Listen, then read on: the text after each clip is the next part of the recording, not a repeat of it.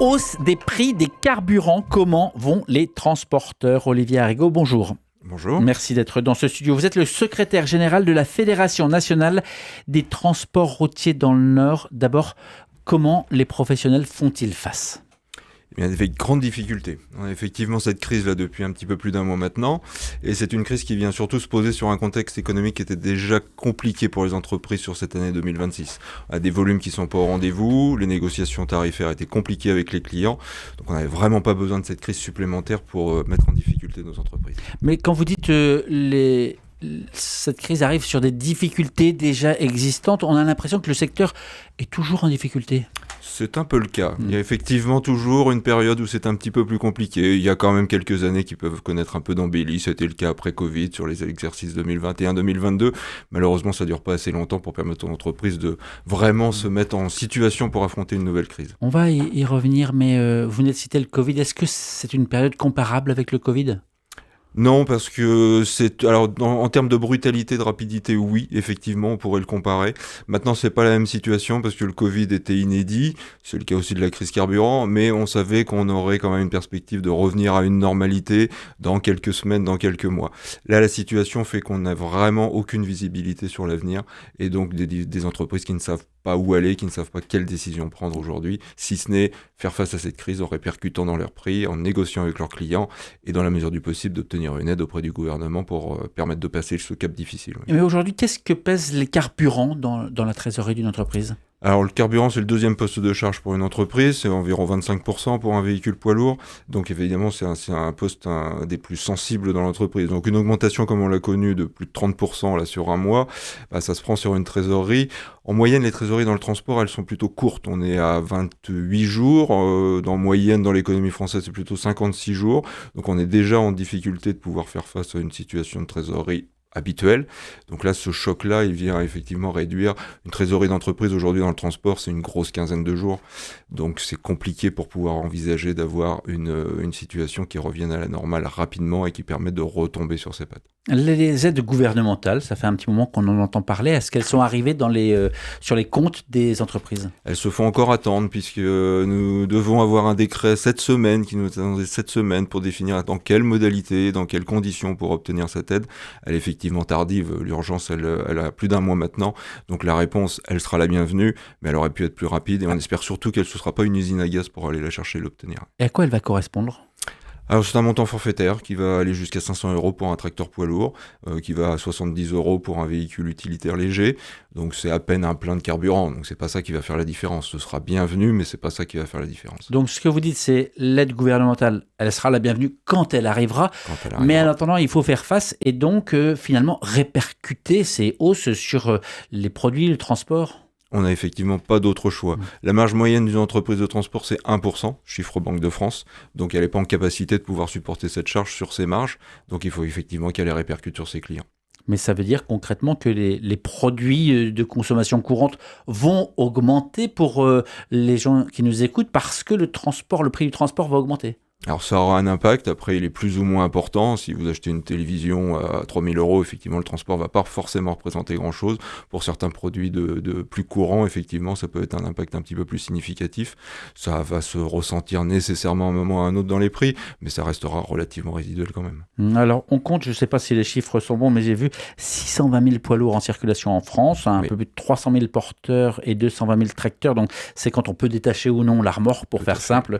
Et sur les 50 000 immatriculations annuelles, 2 à 3% sont électriques. Ça paraît une goutte d'eau alors que c'est en ce moment de crise qu'on se dit que ça pourrait être essentiel. Alors on est en transition énergétique depuis plusieurs années maintenant, on a fait beaucoup d'efforts. Alors l'électrique est une des solutions, c'est pas la seule. On a des carburants alternatifs aussi, carburants d'origine agricole ou d'origine de recyclage, qui permettent d'améliorer le bilan CO2 d'une entreprise de transport et de la circulation de son poids lourd. L'électrique est une solution parmi cet ensemble de solutions.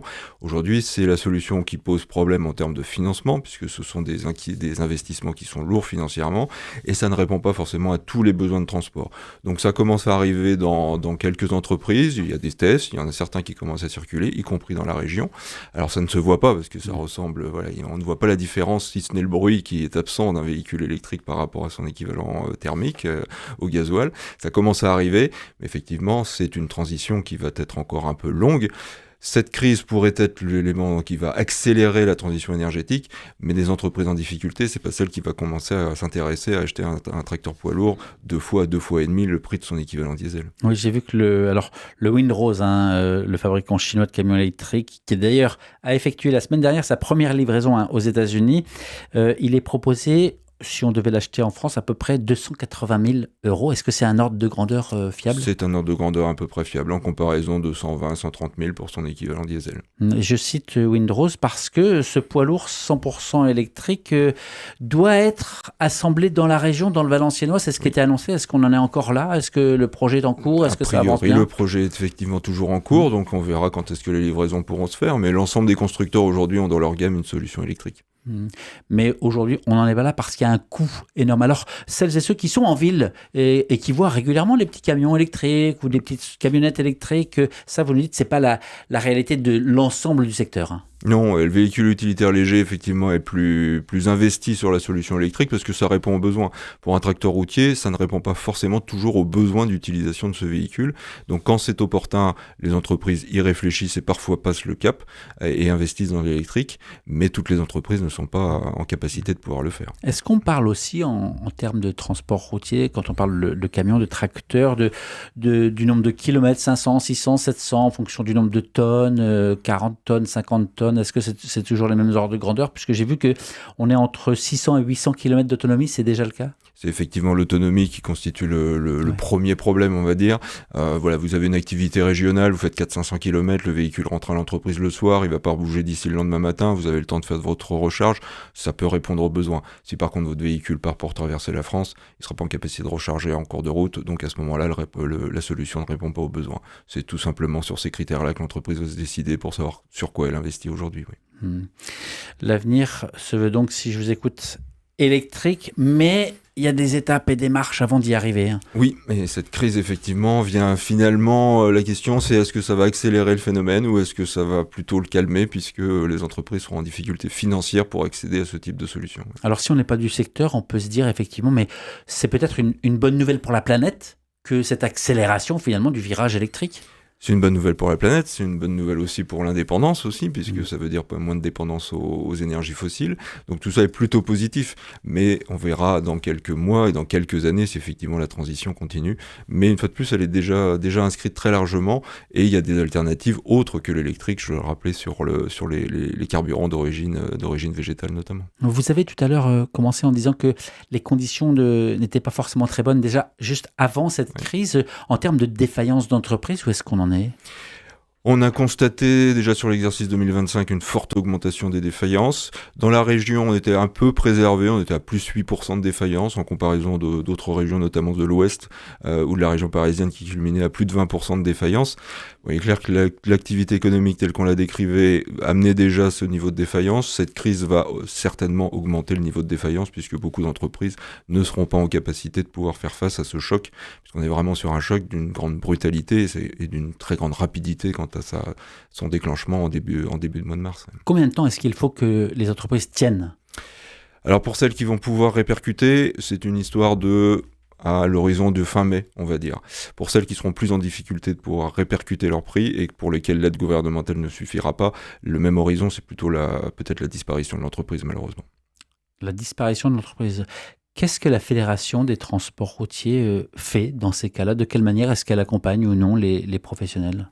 Alors la recherche de cette aide gouvernementale, la plus simple possible et la plus rapide possible, et ensuite localement, c'est d'aider nos transporteurs à pouvoir arriver à cette répercussion dans les prix. Les négociations commerciales sont difficiles, il y a des obligations au niveau des clients d'accepter ce type d'indexation, c'est parfois méconnu, donc c'est de rappeler la loi, c'est de demander et de pouvoir obtenir aussi des contrôles pour que les conditions légales soient appliquées et qu'on se retrouve dans cette répercussion des coûts. Mais ce que vous dites, c'est que par exemple, si le carburant augmente de 20 ou 30%, le transporteur ne peut pas immédiatement appliquer cette hausse de tarifs sur ce qu'il fait? Il y a de toute façon un effet de temps, puisque l'indexation, même quand elle est appliquée, elle va jouer à 1 mois, à 2 mois de différence, le temps de facturer.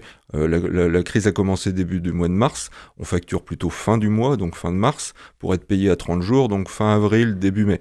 Donc effectivement, il faut pouvoir passer ce mois et demi, 2 mois avant de pouvoir encaisser le produit qui va correspondre à l'augmentation des coûts qu'on a exposés en début de mois. Et c'est le même problème avec finalement le fait de récupérer certaines taxes quand on fait le plein? C'est la même chose effectivement, on paye plein pot dans un premier temps, et on va récupérer la TVA, on va récupérer une partie de la TICPE, de la taxe sur les produits pétroliers, mais avec un effet dans le temps qui va faire que le trou de trésorerie va être là pendant 2-3 mois pour les entreprises. On a connu des mobilisations de routiers, est-ce qu'on en sera là?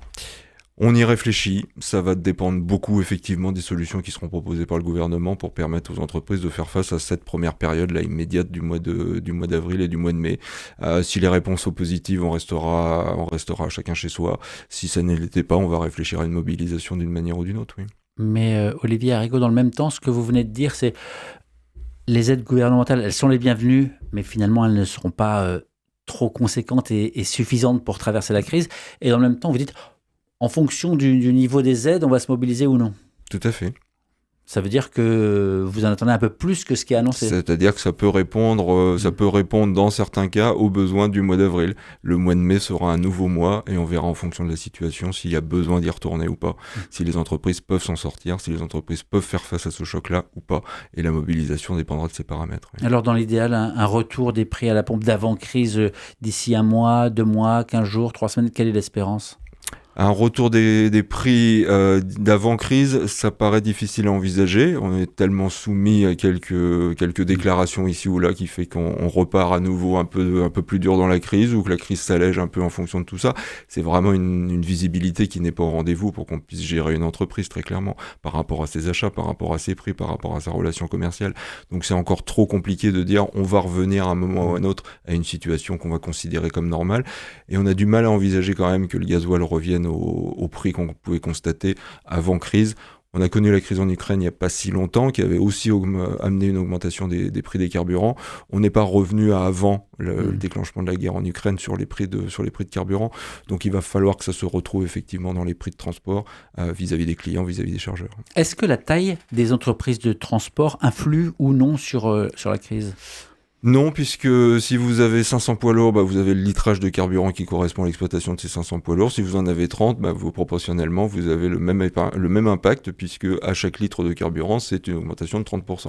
Donc les conséquences et les difficultés sont vraiment partagées par toutes les entreprises de transport. Après, c'est la capacité à faire face à ce choc en fonction de la trésorerie de l'entreprise, de ses réserves, de la capacité de pouvoir engranger les bénéfices des années positives qu'on évoquait en 2021-2022. Donc tout ça sera relativement variable, mais là aujourd'hui le choc et le trou de trésorerie, ça touche toutes les entreprises, quelle que soit leur taille. Et celles et ceux qui nous écoutent et qui se diraient, mais en fait, à vous écouter des crises, on en a eu, on en aura encore, pourquoi ne pas finalement s'adapter et de manière plus rapide? Là, on parlait tout à l'heure de l'électrique, mais il y a peut-être aussi d'autres solutions à envisager.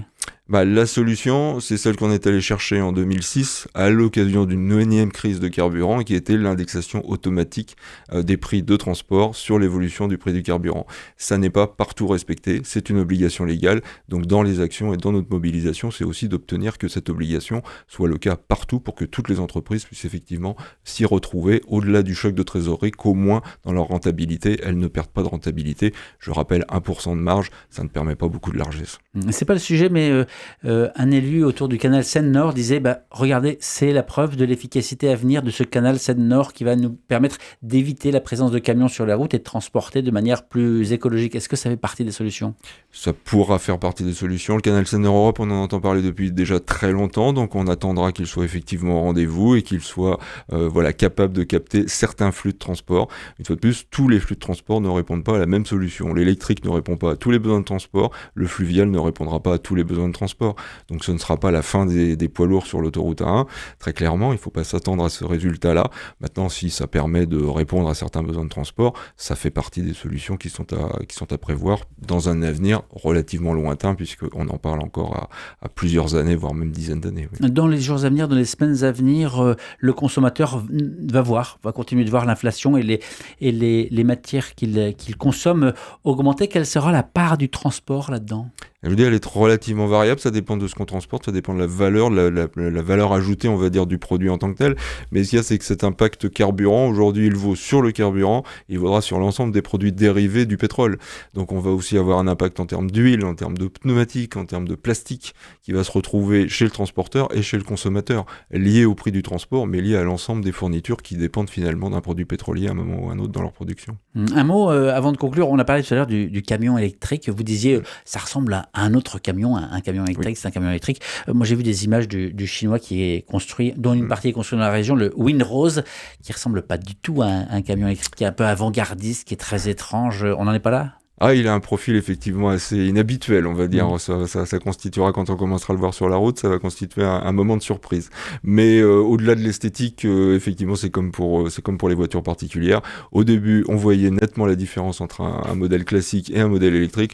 Aujourd'hui, on ne sait plus forcément dire s'il est électrique ou thermique ou hybride. Ce sera la même chose pour les véhicules. Et effectivement, ceux qui sont vendus et qui circulent aujourd'hui sur la route, vous ne faites pas la différence. Une fois de plus, en dehors du bruit, il n'y en a pas d'un côté ou quasiment pas, il y en a beaucoup plus de l'autre. Et ma dernière question, elle sera sur les aides gouvernementales. Vous avez dit d'ici la fin de la semaine, on attend d'être fixé. Oui. Si vous ne l'êtes pas, si nous ne sommes pas, c'est là où on réfléchira à une mobilisation d'une manière ou d'une autre.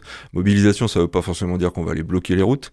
Ça veut dire qu'on va continuer de solliciter les services de l'État ici dans la région, préfecture en premier lieu. Ça veut dire qu'on va aller continuer nos actions médiatiques, de porter les difficultés du secteur. Et si effectivement ça doit trop tarder, ou si effectivement c'est une usine à gaz, comme on peut toujours le craindre dans notre pays, ça fera l'objet d'une mobilisation plus forte. Mais donc pas de blocage des routes pendant les vacances scolaires ? Pour l'instant, c'est pas à l'ordre du jour. Mais pour l'instant, à l'heure où on se parle, uniquement. Merci beaucoup, Olivier Arrigo, d'avoir pris le temps de venir répondre à ces questions. Je rappelle que vous êtes secrétaire général de la Fédération nationale des transporteurs routiers dans le Nord. Merci à vous. Merci de votre invitation. L'entretien va être à retrouver sur la page YouTube d'RCF Hauts-de-France et sur le site rcf.fr, région Hauts-de-France.